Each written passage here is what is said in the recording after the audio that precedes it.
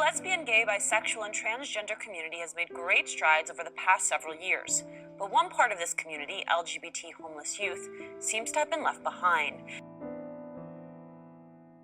You know, there's over 2,000 homeless youth in Los Angeles, but we only have 300 beds. And so some of that's overnight emergency housing, some of it's long-term housing. So even though we do have programs that, you know, they can go into long-term housing, it's still very limited. So that's definitely something that we need to improve upon and something that we can expand because it's definitely very needed and important in our community, and especially in Los Angeles. So the more that people come out and show that there's a lot of us out there, I think that changes how people think about LGBT youth in particular. So when they walk in, it's a lot of times very uneasy because, you know, they have nowhere to go.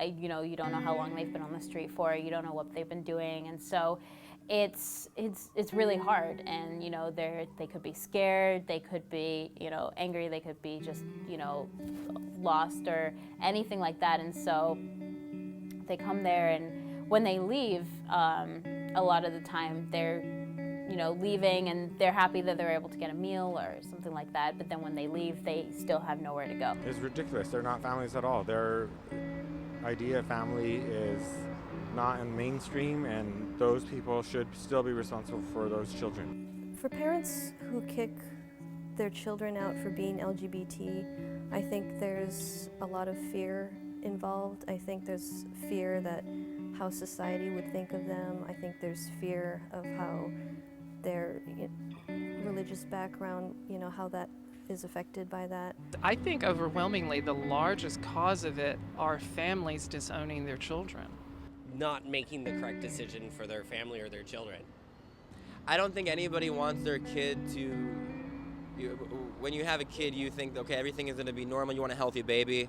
Some people are very open about, like, okay, if I have a gay teen, gay daughter, gay TS, you know, a lot of people don't think about that at the time, but people need to be more open-minded and just love the child that they have. It's to help the situation, be proactive to LGBT issues in the community. Should be more counseling, more resource. Charitable donations to build shelters for them, as Cyndi Lauper has done in New York City, for example, as B. Arthur, as her estate has done.